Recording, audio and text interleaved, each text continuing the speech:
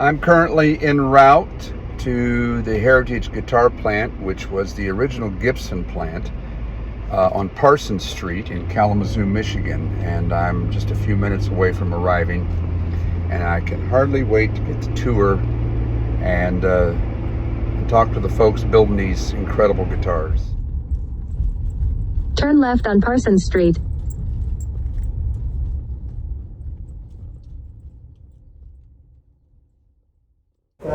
Yeah, we do a lot of different stuff. We get veneers to make those double cutaways.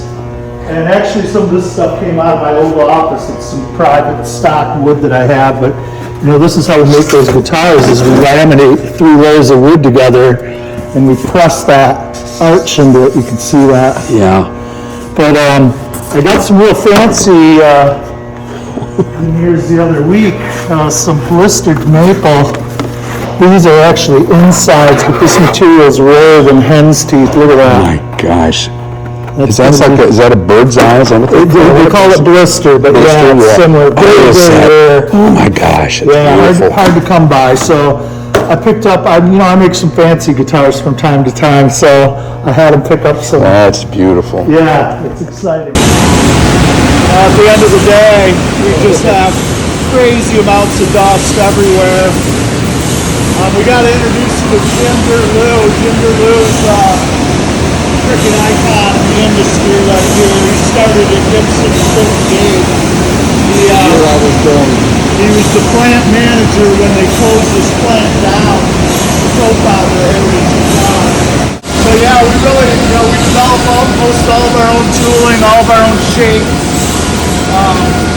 We can really stop on a dime and build a brand new guitar right from scratch. Yeah, a lot of little things like that. We mostly make the standard guitars, but I still make some pretty unusual things. So, this head veneer would have came off my bench. I would have shaped that down, put this binding on there. Are you guys still making that? We're not. I didn't think so. How you doing? Yeah, so you can see a lot of the different ones he's making today. A couple, the Eagles are different scale lengths to the fret. Right. Ebony instead of rosewood. But yeah, he tapers all these pretty much by hand, binds them all, frets them all, and they're really exact. Like, we know that these 2 boards are completely different thickness of binding, different material, different scale length.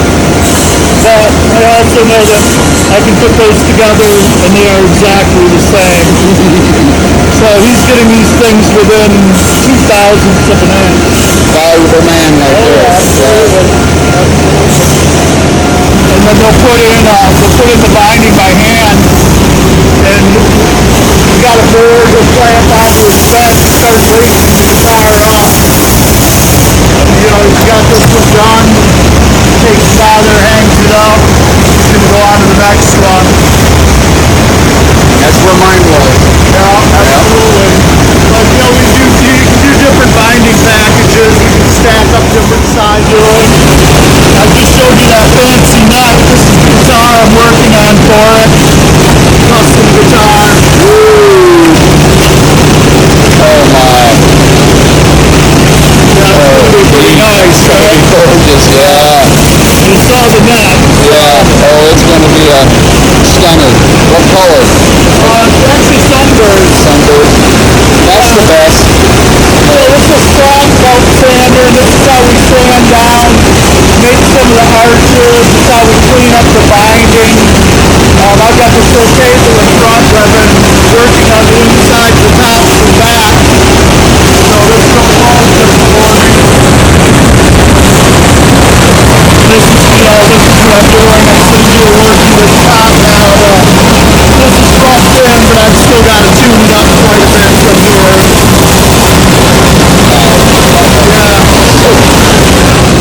When he gets all 3 of those pins to hit, he knows that he has the neck on a very particular pitch. So that's what he's looking for, and he's not quite there, so he's going to pull a little more off. So that's a sandpaper.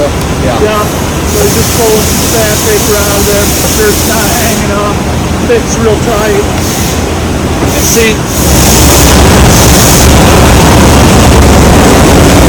These are a lot of the nuts that are ready pretty much to go in right now. They've all been sanded down, stamped. But this is where we're rolling them at. Right here. So there's a couple different blocks, different sizes. This is for the 575. You can see. This back out pretty good. Yeah. Oh, I see. Yeah. Jim Durlow. So yeah, this is what I'm doing. I'm spreading the rims out to the edge of the collar here, and I've got some spreader bars in here, right here. Oh my God.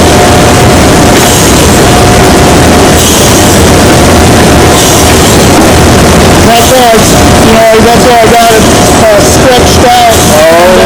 Oh, I see. Yeah. And I'm able to pull it right out. I do the top and the back together at the same time instead of just doing the top, coming back and putting on the back. Because I'm trying to make some guitars here. So yeah, this guy is What a process, man. it's going to be a guitar. That's just amazing. So that's actually what I'm doing today is I'm making 575, so I go top and back. I'm tuning those up, I'm bracing them, carving braces for them. And once I get them all braced up, I'll start building them. Got some more rims over here ready to go. I've already got these rims all assembled and sanded down to the thickness I need. Oh, I wondered what those were. Okay. Yeah, that curtain, that's the saw you hear going back there. Yeah. Should get some more room to glue to. This one actually needs some struts in it, So, this is put on wet? Is that how it's pliable? Or? No, it's gang sawed. That's how it's pliable. You hear this little saw going, and we're making Oh, I see. So it is pliable. I got you. Okay. So we're putting these strips in and we're coming out top like that. And then we just we work them along the inside of the rim. Oh, okay. So this would be our guy right here. I take this with a little glue. And get this around here. Yeah. Old school, baby. Yeah, how long has that guy been? Right. Is this mahogany? Yep. So it's going to go in, pretty much just like this. And again, mine went through this whole process, right? Yeah, absolutely. And this stays in there. Yep. Right. And it's really to give you more surface to glue Right. to. Right. And I like how it's slotted. I guess that affects the sound as well, right? It makes it lighter and... Yeah. Yep. Exactly. Over here they're going to get into that's not there yet. So we got material soaking in the water. It becomes even more pliable. It's 90,000 thick and it's pretty pliable. We're going to bend some double cutaway rims. Here's our form. Yeah. It's on fire. Oh, man. Now, how old is that? Yeah, they don't do it like that almost anywhere else in the world. So far, my favorite thing. Yeah, we wrap this around there, and as the moisture comes out of the wood, it locks it into position. You can see over here, I've got a front bump that goes in. Oh, don't worry, I won't. I can feel it. Other ones will be the arch top strip, so I have a couple of different cutaways. That'll be the outside of my arch top. So yeah, we put on some different forms. Just a different collar, I just pulled back 16, but this is to do the 17 inches. So that's my collar and everything if I'm doing a bigger guitar. So start to finish, an eagle, how long? Oh, it takes me a minute. The Eagle's the toughest build, and I handle most of it, So it takes me a minute. Like I said, I try to build these in groups. So I'm usually going to build 10 575s at a time. A lot of times I'll build 6 or 7 Eagles at a time.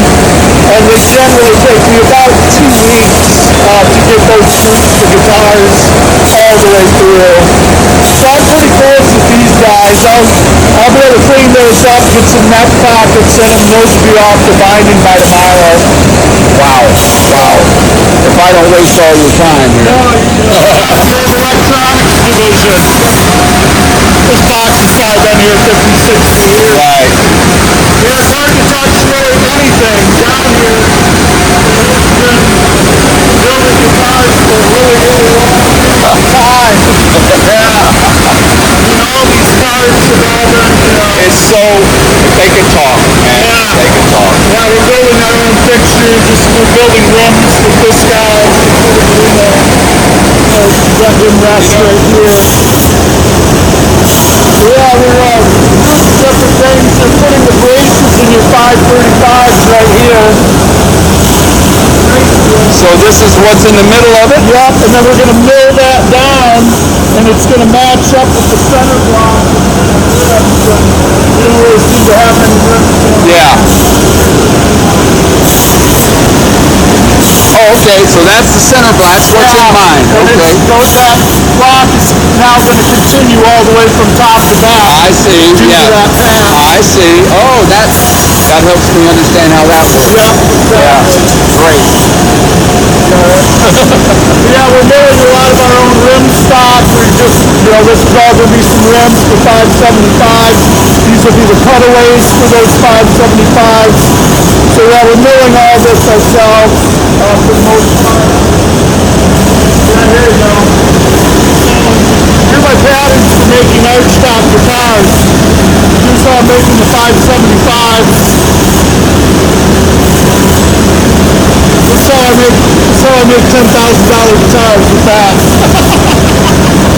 That's my pattern. Look at, Unbelievable. I think had a pencil go around it a couple times. Yeah, you think?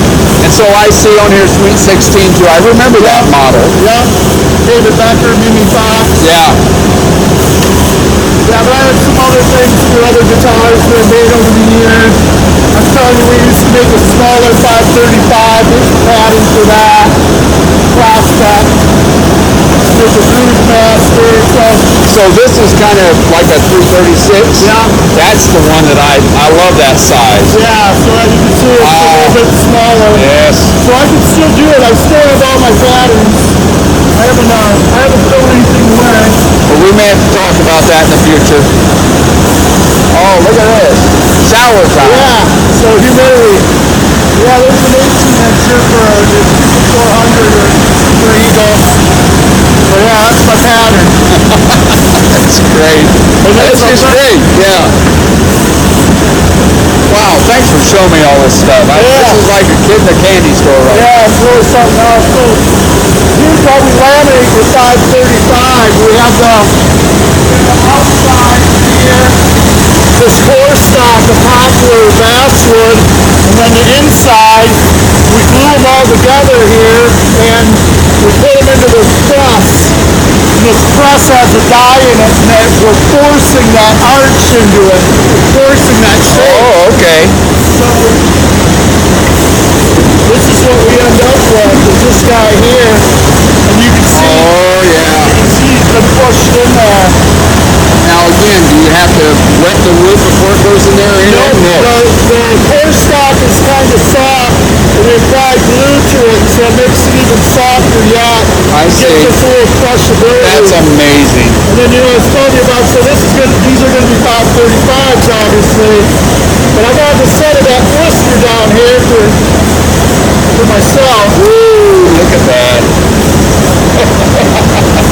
This is peak. Do not touch it. Right. Oh, Pete. Wow. Wow, that is stunning. I see why they call it blister. It does look like it's three-dimensional. Yeah. So yeah, I've always come around, I see everything, so I get to pull from everything. So when I see really nice pieces of wood, I usually set them aside. When I see real nice necks, I put them aside. The 535s, and this is really what we're doing. We got a cutter in here and a pin that's going to follow that path. most people have computer things doing that, don't they? Exactly. Yeah. Almost everybody do CNC. Yeah. This baby's made a lot of guitars. It's still driving around in. Wow. Yeah. Yeah, it's still working. See, there is so much to be said for the way you're doing this. Yeah, it's really I don't know if players realize it. I don't think they no, do. that's why I find it really unique. You know, the fact that we do so much hands-on allows me to do stuff like this. Because I think it was always, you want a guitar, tell me what you want. So a lot of these guys who haven't stick to the knitting, all the special stuff really comes off my bench. Because I can, you know, it's not, Sorry. yeah, no, but I can make this thing thicker, I can make it thinner, I can make the neck bigger, different inlays, you know. But, you know, try not to confuse the other people with stuff like that. Single neck pickup. Have you ever done one of those? Oh, yeah. That's what I'd love to talk to you about that. That guy there is going to have a floating pickup that's just attached to the foot guide. And it's going to be floating. In fact, I might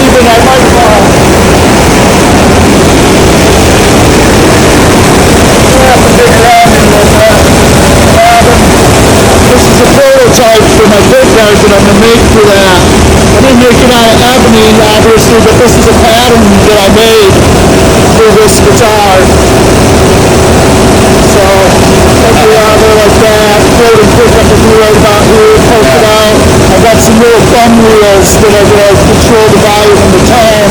They just barely stick out of there like that. You really come down and just roll them.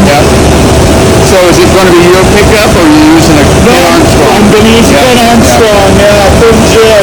I had a Hoffner Jazzica that had the floating Ken Armstrong. It was nice. I still like them in.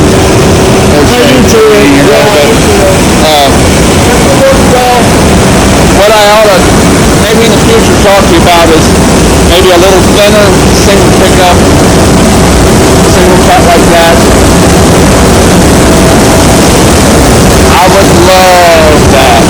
This is for the oldest machine, so, you know, most of our tops are actually two pieces of wood that have been glued together, whether it's book matched or flick smashed, and that's actually where we're doing that. So we're going to, I'd be on the other side of this machine, but glue up two boards together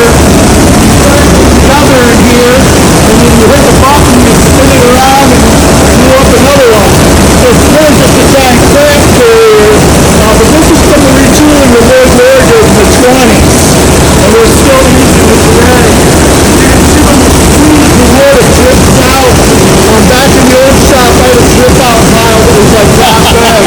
And you look at it, you go, Keith Richards, it could have been Elvis's guitar. I drip the wood could have come from. And you've got it, right? Yeah. But this one, it used to be twice as big. We had two more wheels on here. So we could do twice as many. But yeah, just to think that this thing's still operating for us almost 100 years later. It's so cool. Pete, I'm just telling you, people need to know this. Oh, yeah. I mean, are you alright if I put something together? Sure. Yeah, we're pressing together maple tops on the mahogany. Actually, we're doing something else here, but this is a press that we're using. This press has a patent date of 1894 on it. I gotta touch it, you know. The guitar is just as made. And we're using it. It's not sitting in a museum. We're using it. So awesome. That is so awesome. Yeah. There goes the mist again. Yeah, chainsaw, I mean, all this stuff has been around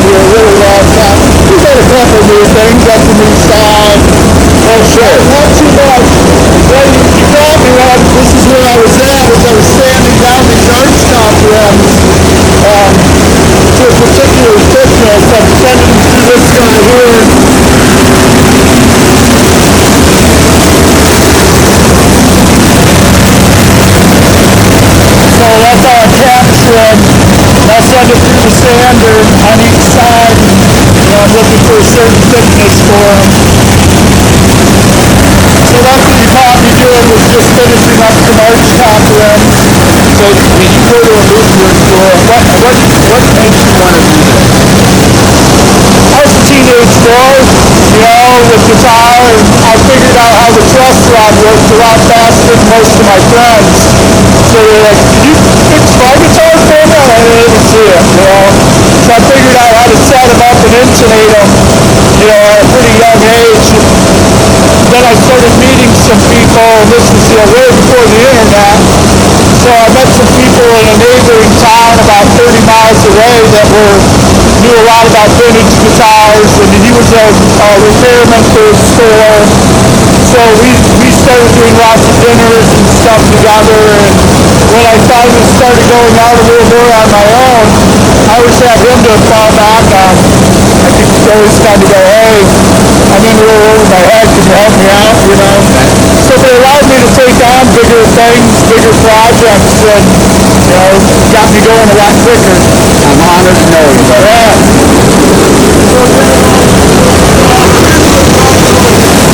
What's this guy doing here? CNC machine. We make harmony guitars here as well. Right. And those are all made on a CNC. Oh, I see. Okay. All right. Yeah, so you can see they're sanding down 1,000 grit, getting rid of some of that orange steel. There's a couple big eagles right here, natural even. Let's see what we got.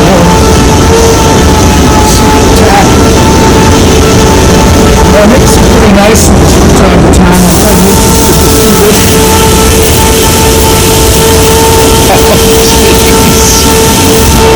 Oh my gosh.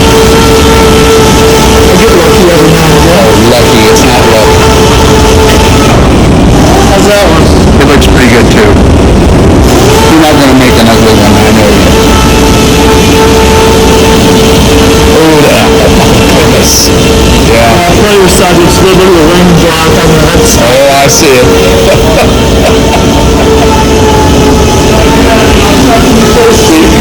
The inspiration that comes to a player. This 4 arch stops right here in the first 5 feet. You walked in.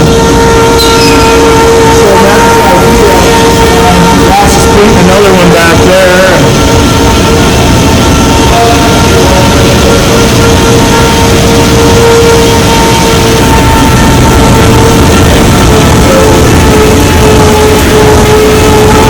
That's a real art right there. Get that blend just right. It's real easy to paint it out too much and get it too black. When you start putting clear over it, will actually brighten it up some, kind of get a three tone appearance. Gee, that's you. So this is the work goes on back here. Obviously, this nitro you can see you can't just lay it on and forget it. A lot of sanding in between coats. It is something a lot of people don't realize. We paint right over the top of the binding. And then scrape the binding. Yeah. Scrape the binding clear, then it comes back into Boy, that's a exactly what she's working on right there. that's a baby too. Yeah, it's not so bad, is it? Okay, too. Try to match them up a little bit. A little flat top always. Maybe come through. Not so bad.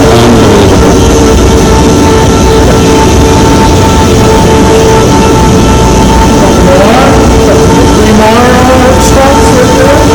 So what we got? 7 or 8, 9 arch stops back Something here like right that, now, just yeah. in paint. There's the blue. Column. So that is different.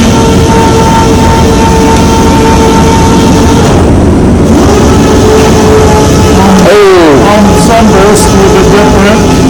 I don't think I've seen that. Oh my gosh, what a finish on that. Yeah. Oh, Pretty good piece. that's a great piece.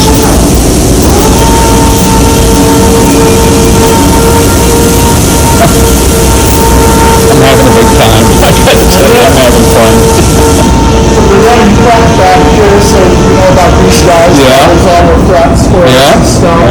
I had my 336 done at Wages. Oh yeah, Joe came here to do some training when this first came out. Oh, did he? Yeah. Okay.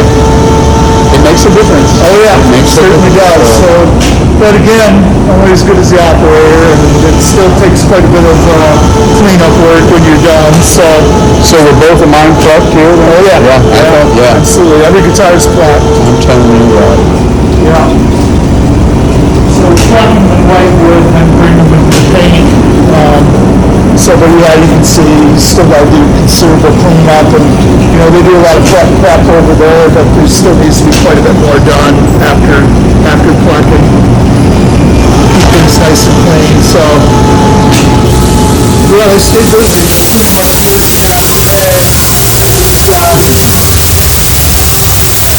This is all kind of new for us.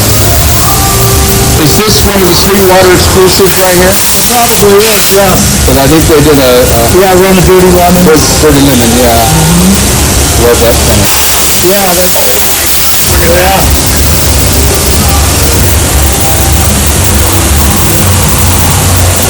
Dude, this is an addiction. It's an addiction. So usually we do a lot of bumping and sanding for the finish. Compounds, we also have treated so that compound makes a home. As you can see, Monday morning there it is like this. We kind of mix it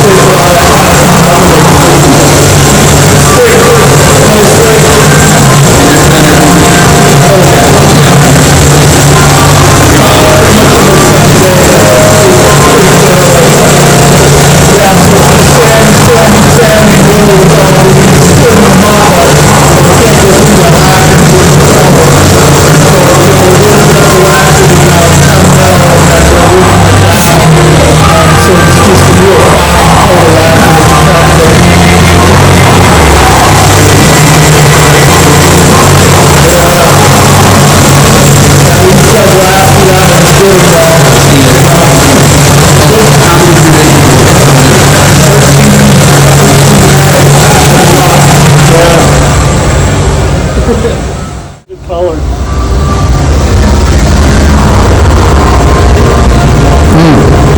Yeah, when it's on our 535, the almond burst. Those are cleaning up after last night.